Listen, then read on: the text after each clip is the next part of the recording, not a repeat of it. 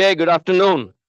Today we're going to look at BJT modes of operation based on the terminal voltages and look at an example of determining voltages and currents for a BJT. Also, how many of you have finished Lab 8 today? Anyone? Lab 8? Ooh, wondering why. I mean, JFET, yeah, I mean, modern devices, JFET, but anyway, the point is, were there any issues designing?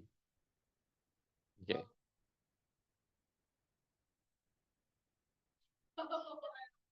Okay. All right. So anyway, I reviewed the design, at least using a load line analysis on Monday's lecture. So if your labs are tomorrow, um, how many of your, who else is done with lab 8?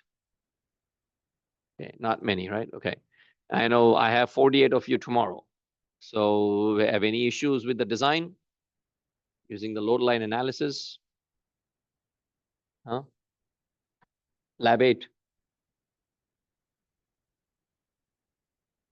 Okay, was I dreaming when I was talking about the load line analysis? We did that in class, right? Monday. Am I dreaming? What? Let's. I mean, let's see. Let's go to.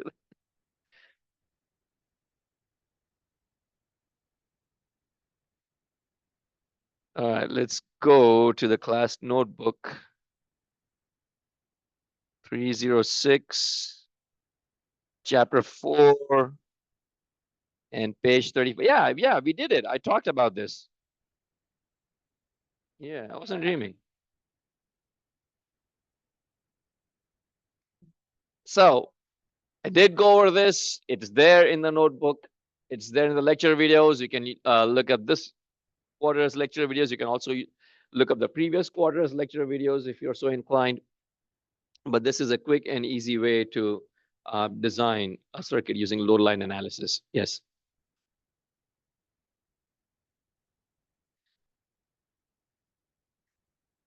Lab 7. Mm-hmm. Results from lab 7. Yep. That's where we obtain the device characteristics. And do you have more than 2 of these transistors in your lab kits? Okay, hopefully there's just one so that you know which device you use to obtain lab 7 characteristics. So the idea is that in lab 7, students obtain the characteristics, IC versus VC characteristics for these BJTs. And then in lab 8, you use those characteristics to design a rudimentary CE amplifier. And again, as I said, if you have your analysis done correctly and you were able to obtain a SPICE simulation or a working SPICE simulation, then the lab portion is like 10 minutes. You literally come in, just build a circuit and be done with it. Okay. All right. So let's continue with a few other things.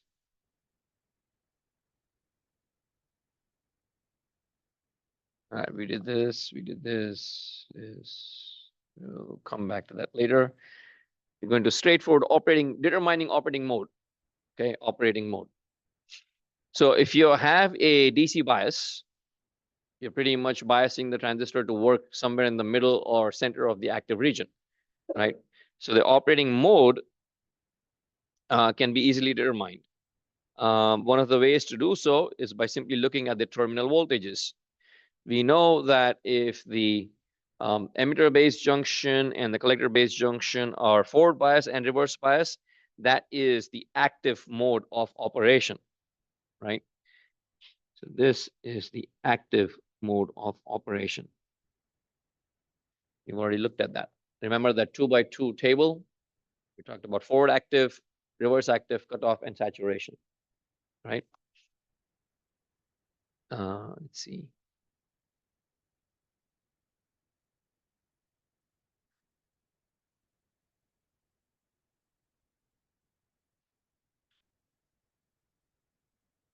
Okay. All right, so this here, of course, shows just the NPN transistor, but this is just as valid for PNP, except everything is reversed. Everything is flipped, right? So in an NPN transistor, this is the collector, base, and emitter. And same thing here, collector, base, and emitter. So we first forward bias the emitter base junction, and once that is forward bias, we can reverse bias the collector base junction to bias it in the active region. If both of them are forward biased, that means VC and VE are both less than VB, right? It's a NPN transistor. So collector and base, both N-type material, must be lower than the base. So both are forward bias. If both are forward bias, this is the saturation region or saturation mode. Okay, saturation. Actually, active mode or active region of operation. And when both are reverse biased,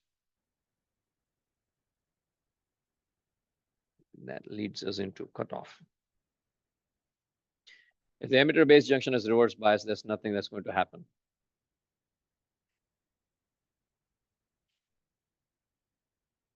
Okay.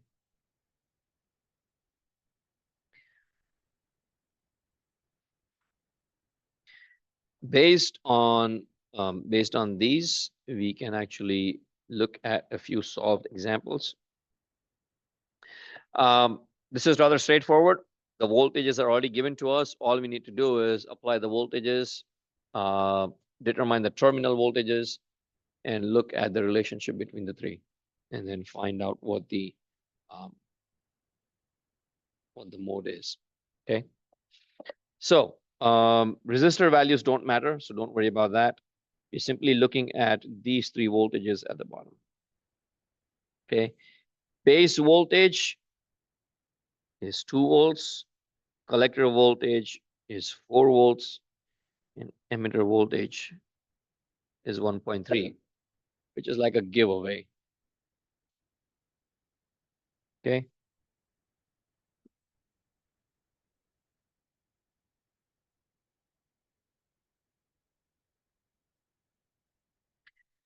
So if base is 2 volts and emitter is 1.3, what is VBE? Again, it's like a dead giveaway. VBE is, of course, B minus E. So 2 minus 1.3, 0.7 volts, which indicates it's a forward bias junction. Forward bias junction. That means it is not cut off.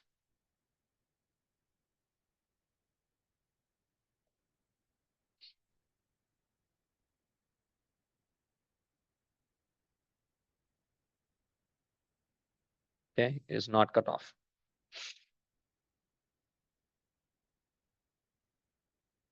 Right, that's the first thing we always check. If you want to determine the mode of operation for any transistor, the first thing we want to check is the base emitter junction. If the base emitter junction is reverse bias, if it's not 0.7 volts, it's not on, then it's cut off. We don't need to do anything else. Does that make sense? Whether it's an NPN transistor or a PNP transistor, doesn't really matter.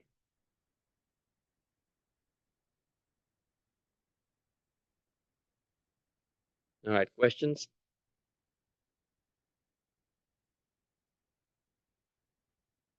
Okay, so if VBE is 0.7 volts, then the transistor is not cut off, means it's either active or saturation. So now we test the collector base junction. Collector base junction, it's again NPN transistor, right? Emitter is pointing out. So if it's an NPN transistor, the base must be higher than the collector in order for it to be in saturation. So let's look at that. VBC is VB minus VC. 2 minus 4 minus 2 volts. So base collector junction is not forward bias, it is reverse bias.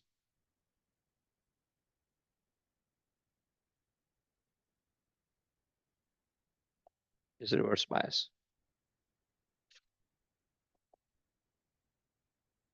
Okay. If that's the case, then we say active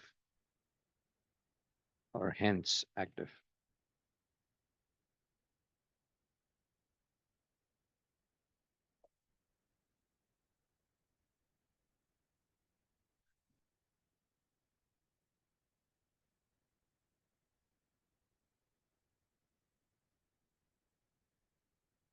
Does that make sense?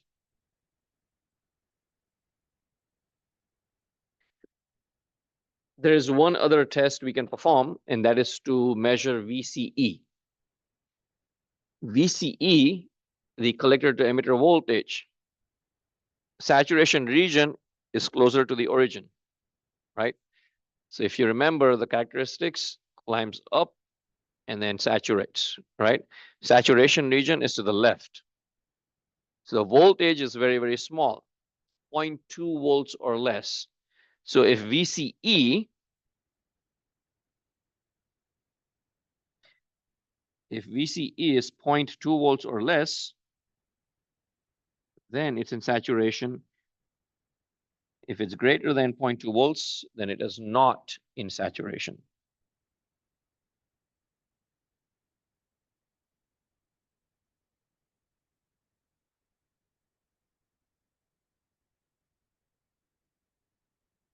Check for saturation. If VCE is less than or equal to 0.2 volts. Okay. So here VCE is equal to VC minus VE, which is 4 minus 1.3 volts, which is 2.7. 2.7 is, of course, greater than 0.2. Therefore, not saturation, which only leaves active mode of operation. Let's take a pause while you think over that. Let me know if you have any questions.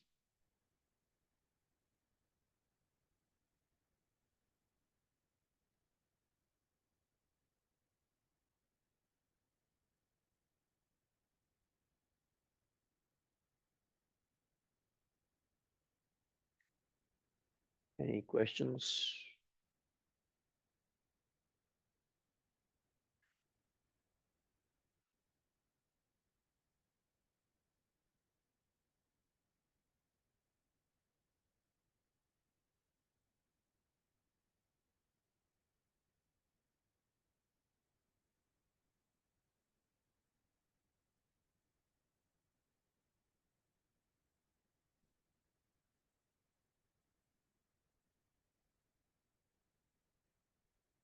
Okay.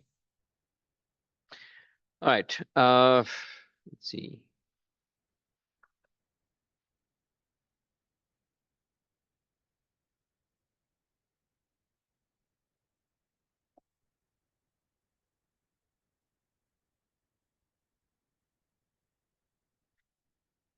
Another example, determine the operating mode. But here, nothing is given to us. We need to analyze the circuit. We need to determine all BJT voltages and currents. The only thing given to us in the statement is the forward current gain, which is 125. Everything else is in the circuit diagram. Okay. So one approach to this circuit analysis is to find alpha from the beta and then find either IB, IC, or IE from those steps. Okay. So first thing, let's extract as much information as we can. What do we have? We have beta F is 125, resistor values, RE and RC, power supplies plus VCC minus VEE plus minus 5 volts. And well, that's about it. We don't have anything else.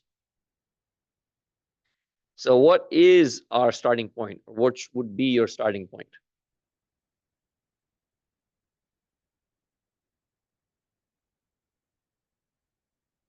Well, your starting point should be an assumption. right? As an engineer, you always have a goal in front of you, and then you're supposed to reverse engineer or design the system that would meet those goals, right? So we have a transistor circuit in front of us. We need to find the voltage or the current. We don't have much else to go on. So at the beginning or the top of our analysis, we make an assumption. We assume that the transistor is in a certain mode of operation.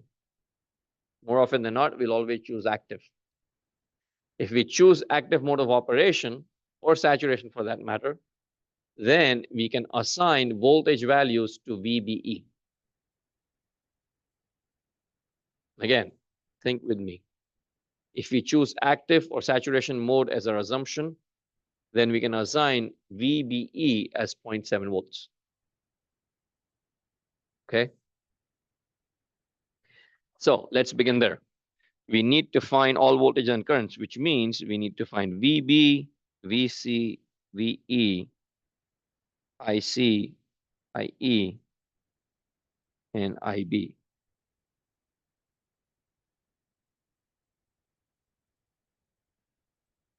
Right? All of them need to be found. One other thing also is the base is connected to ground. So VB is 0 volts.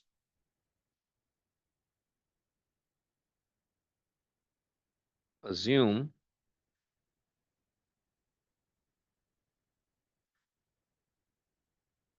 active mode or saturation mode for that matter, does not really matter. But we assume that the base emitter junction is forward bias. And that means VBE is 0.7 volts. Okay, VBE is 0.7 volts. And if VBE is 0.7 volts, then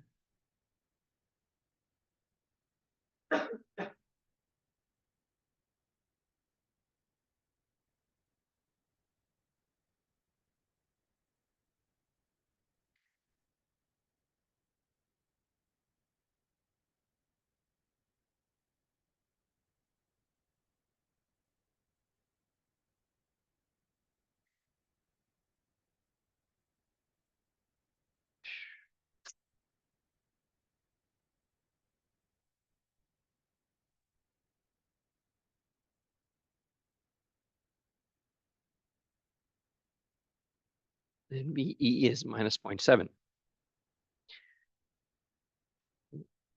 For VE to be minus 0.7, there needs to be a voltage drop of 4.3 volts across RE. It's the only way that could be 0.7, right? And so from there, we can find IE. Okay, so IE will be minus 0.7 minus of minus 5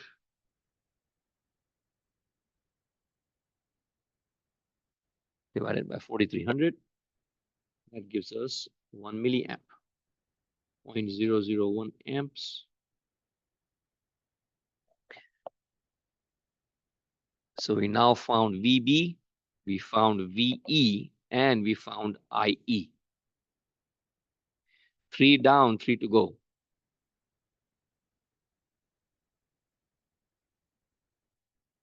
So far, so good. Let me know if you have any questions.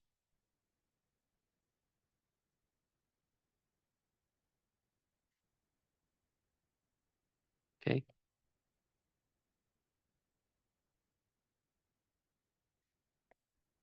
All right. What else do we have? We have beta F as 125, right? So from beta, we can calculate alpha. Alpha is equal to beta over 1 plus beta. And so alpha would be 125 over, right? If you're on Zoom, please send a test message. Thank you.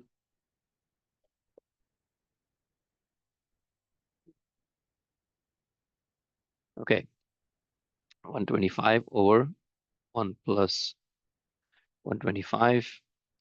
That gives us a value of 0.99206.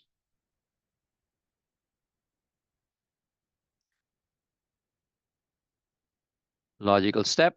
Alpha is the ratio of the collector current to the emitter current. So we can find IC from alpha.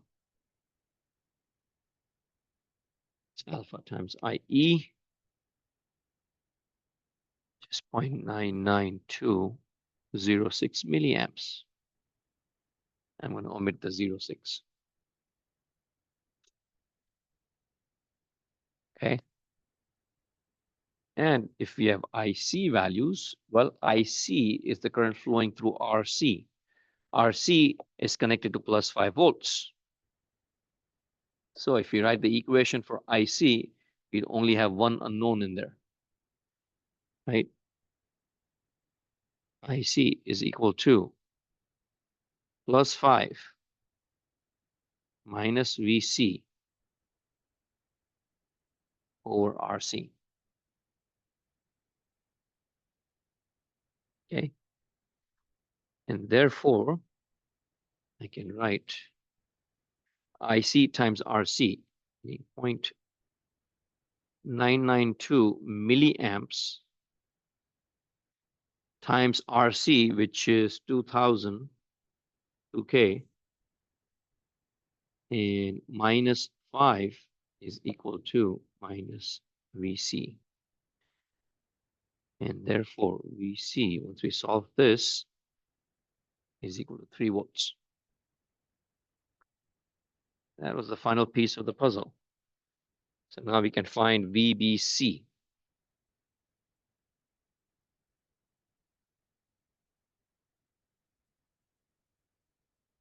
VBC is VB minus VC, which is 0 minus 3, gives us minus 3 volts.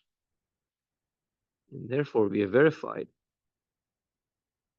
base collector junction is reverse bias, hence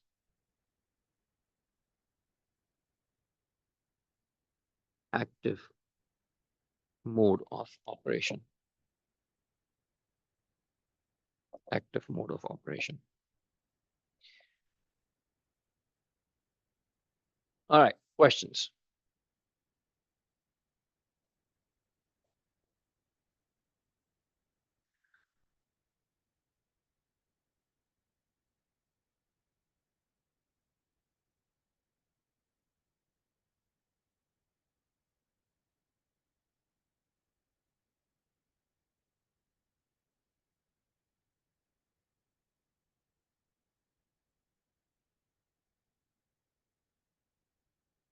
Sorry, what? Oh, IB. Yes, IB would be simply beta. So we have IC. Let me just calculate from there. Good point. So IB, beta is IC or IB. So IB is, well, you write this down.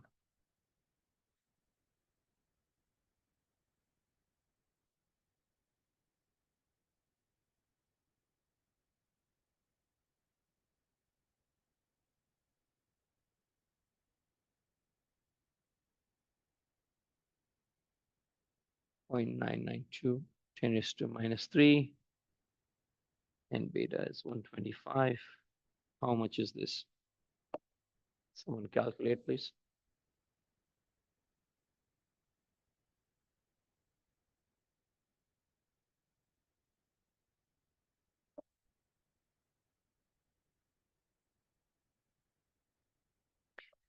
$7.936 microamps. Okay. All right, questions?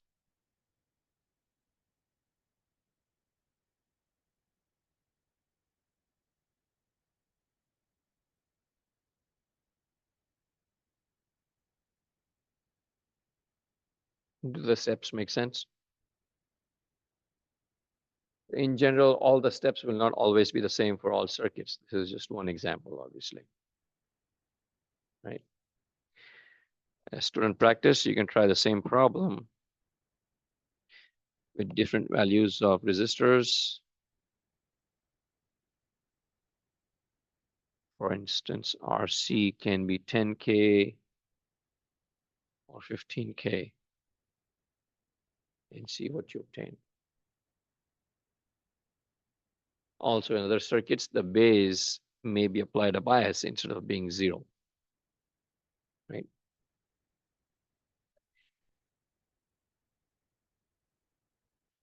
Okay, speaking of biasing, let's tackle different kinds of biasing modes. So biasing is simply the act of applying DC voltages to our transistors or our semiconductor devices so as to force them to work or operate within certain constraints, right? We bias our devices to work at a certain operating point. Sorry about that. And that's what it means to have biasing. So there are a couple of, well, not a couple, there are several different circuits or several different biasing modes. We are going to look at the most popular or most common one, which is the voltage divider bias. But I like to always point out, a couple of the other ones, which is the fixed bias. The fixed bias applies a voltage to the collector as well as the base via a resistor. Emitter is connected to ground. There are certain drawbacks to this circuit. While it's simple and it uses only 2 components, there are quite a few drawbacks. There is a emitter bias. So some of these drawbacks are fixed by connecting a resistor to the emitter. And so that is known as an emitter bias. However, the biggest drawback of both of these is that the Q point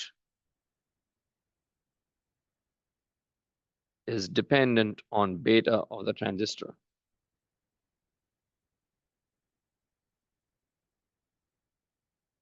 And this is a big drawback. Why?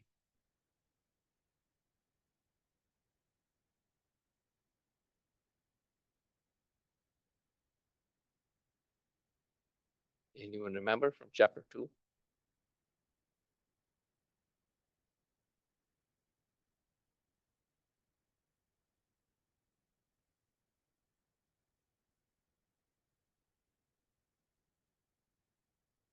Absolutely, that is the answer.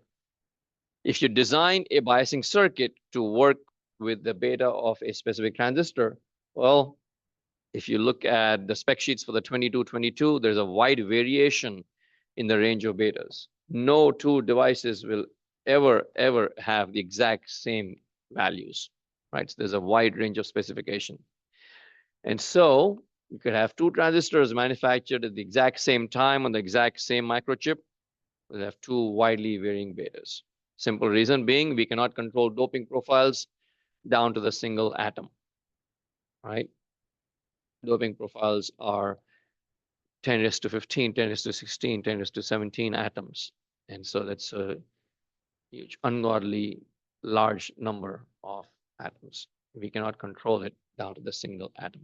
We cannot even control it down to like millions or billions of atoms, or even trillions of atoms for that matter. It's very difficult. So beta is different. If a biasing circuit works with a 2222 transistor with a beta of, let's say, 100, another model might have a beta of 150. So your Q point, instead of being fixed at a certain spot, is now going to shift. So let's say for lab 8, instead of the voltage divider bias, you were using either fixed bias or emitter bias. Well, your design might work in PSpice. Everything works great. You bring it to the lab, it might work great. But if your transistor gets damaged, you plug in a different transistor, now your Q point might have shifted and it no longer works. Okay. And to alleviate that, we use voltage divider bias. In voltage divider bias, and we will shortly see in the next slide how this is independent of the beta values. Mathematically, right? We'll mathematically prove how the equation for the voltage gain of this transistor circuit is independent of the beta.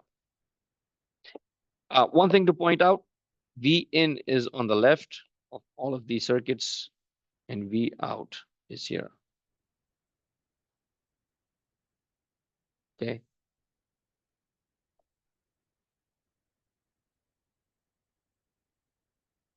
All right.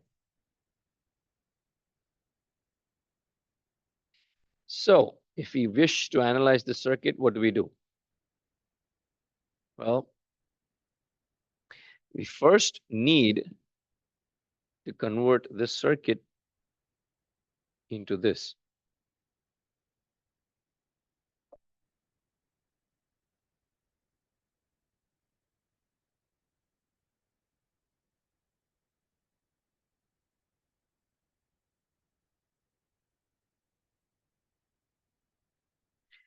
So we have a base resistor, emitter resistor,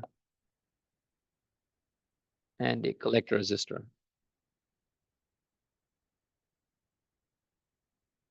This is very similar to the circuit we used in lab 7,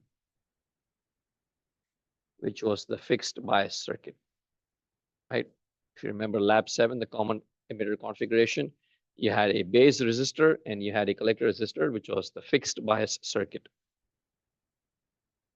But we weren't doing any amplification then. We were simply obtaining device characteristics. RE, and this would be RE. So how do we go from the circuit on the left to the circuit on the right? Any ideas?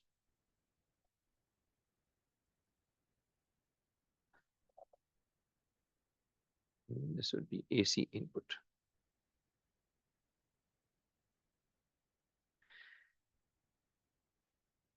We would determine the Thevenin equivalent circuit as seen by the base emitter junction. Okay, so let's call this point A. Let's call this point B.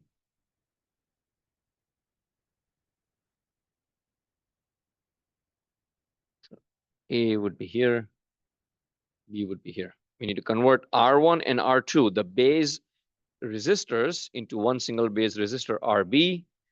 And we also need to convert VCC at the top into VBB, the base biasing voltage. And we do that by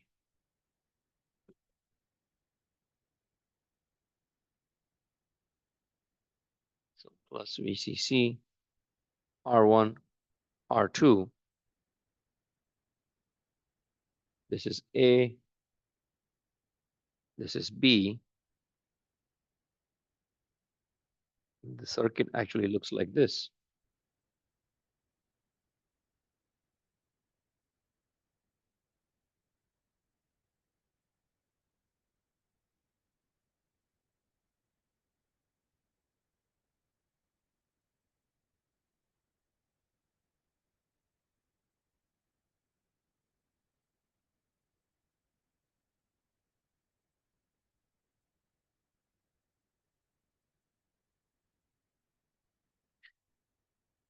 And that's what we need to do. Let's take a pause while you write it down. Let me know if you have any questions thus far.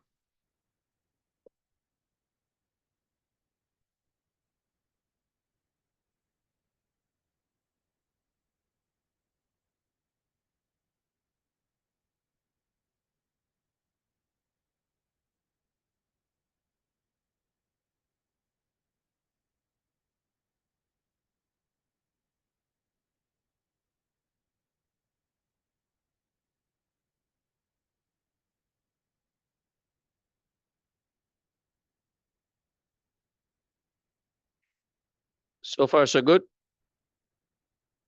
Okay. All right. So we need to find the Thevenin equivalent network as seen from the base terminal, right? So what is the voltage VAB? Voltage VAB is the voltage across the resistor R2. And R1 and R2 form a voltage divider network. So Thevenin voltage between the terminals VAB can be obtained simply by applying voltage division. VCC times R2 or R1 plus R2. RAB or RB, the base resistance, is simply the Thevenin resistance RTH, R1 parallel R2,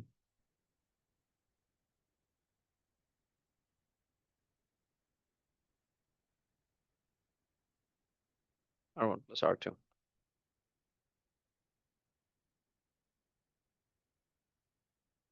Okay.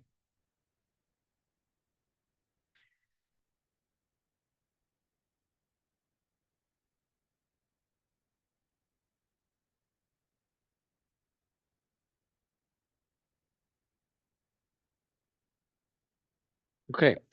Now in this case, if it was an unknown circuit and you were beginning to analyze this, to generate your equations, you would apply either KCL or KVL. In this case, we are working with voltage supplies, VBB and VCC. So KVL makes the most sense. So you would apply KVL on the input side, and you could apply KVL on the output side. Okay. In this circuit, obviously, we already know what the answer is. So I'm going to let you know that by applying KVL on the input side, that is our starting point. We want to apply KVL on the input side, generate our equation, and then proceed step by step, make a few assumptions along the way, and end up with an equation for V out over V in. Okay. And the equation for V out over V in should not have any beta in there.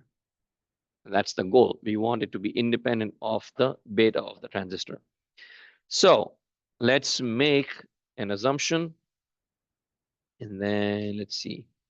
Where is, let's see. Okay, there you go.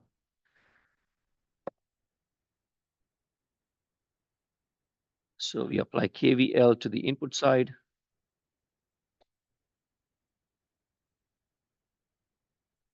And the input side, we have four voltages.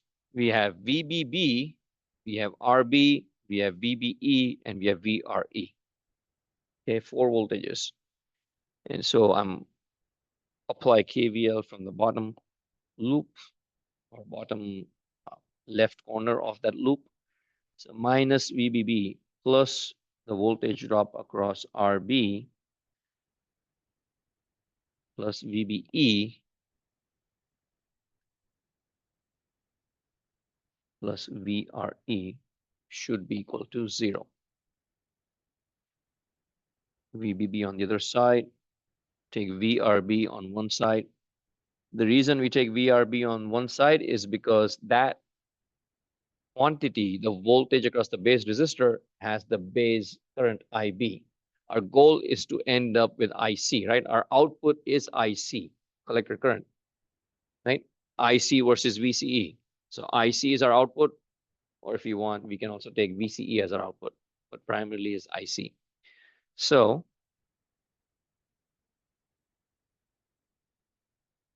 IB times RB is equal to VBB minus VBE minus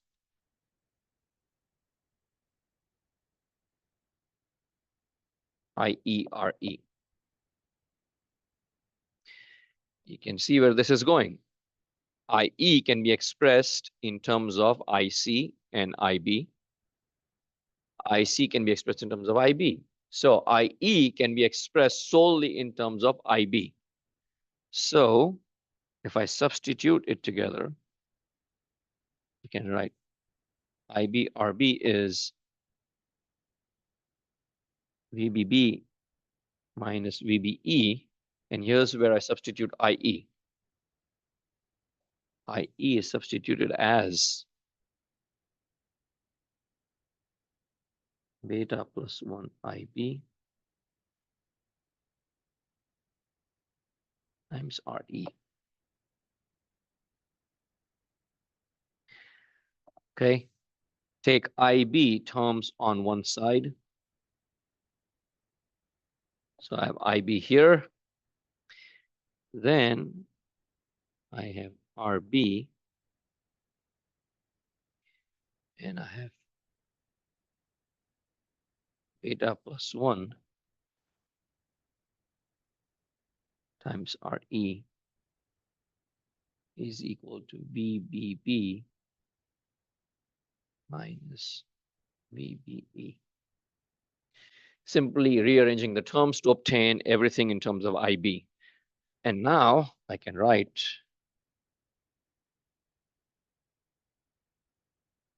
IB is equal to VBB minus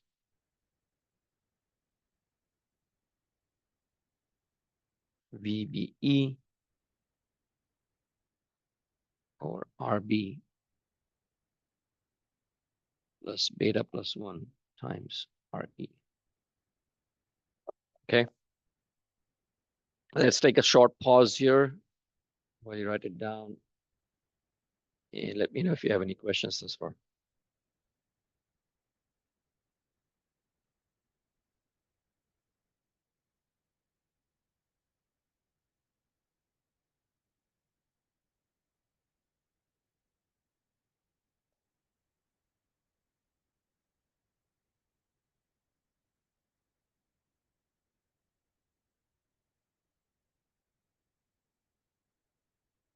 Okay.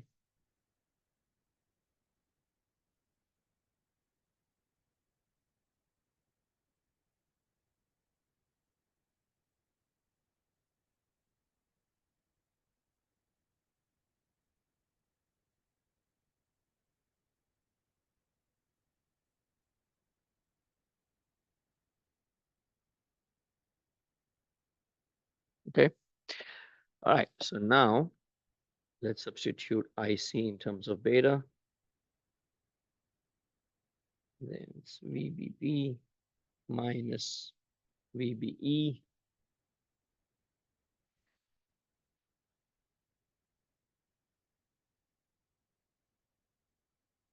RB plus beta plus 1 times RE. Beta is on one side, take it on the other. So it's multiplied by beta. Multiplied by beta means divided by 1 over beta. And so if I take beta on the other side, I get divided by 1 over beta. So VBB minus VBE divided by RB divided by beta plus beta plus 1 times RE divided by beta.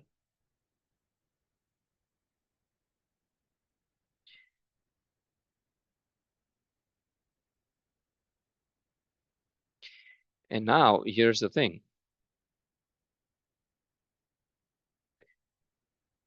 You have RB divided by beta, right? And you have beta plus 1 over beta. That means that is approximately equal to 1. Beta plus 1 divided by beta is approximately equal to 1. So we can ignore that.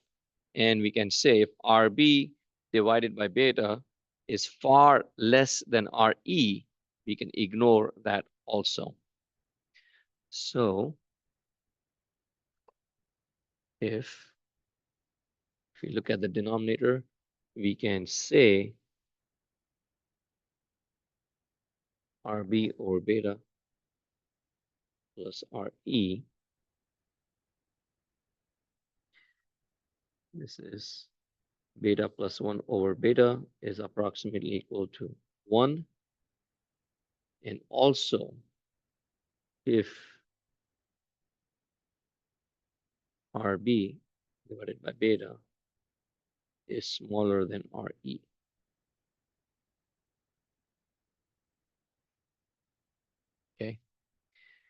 then we can ignore the entire denominator in that sense, and we just have RE, and IC can be equal to, or approximately equal to, VBB minus VBE divided by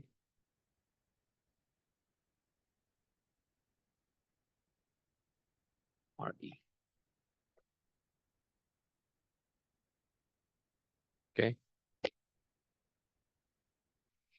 There's a lot of assumption and approximations you have to make, but overall, even if the beta of your transistor, not even if, the beta of your transistor will change, but it does not have an outsized effect on the overall circuit. It does not shift your Q point significantly. Okay, so beta changes, your Q point will shift, but overall, your IC is not affected significantly. Your Q point does not shift significantly. Yes. Beta is at least 100 or so. Yeah, for most transistors.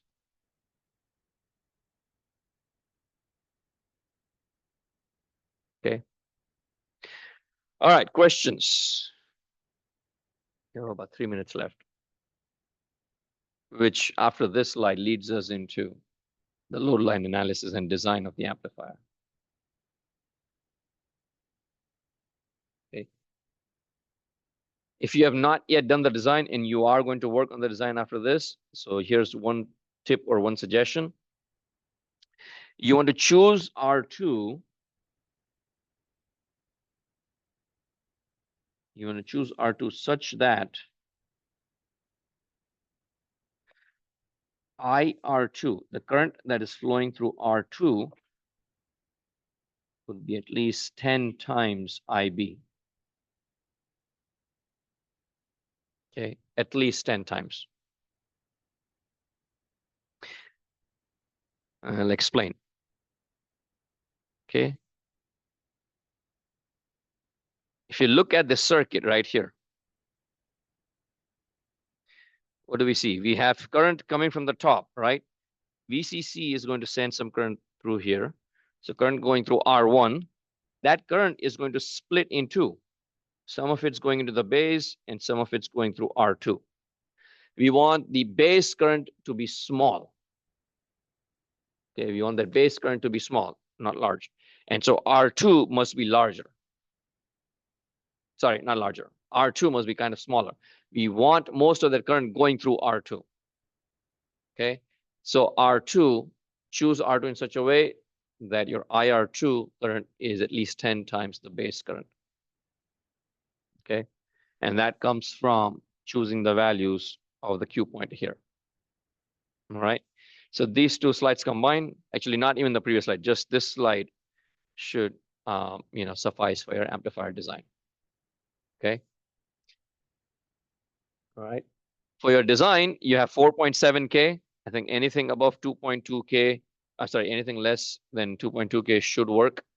So some students or some lab groups in the past have chosen like 1K and 4.7K, and they've run with it.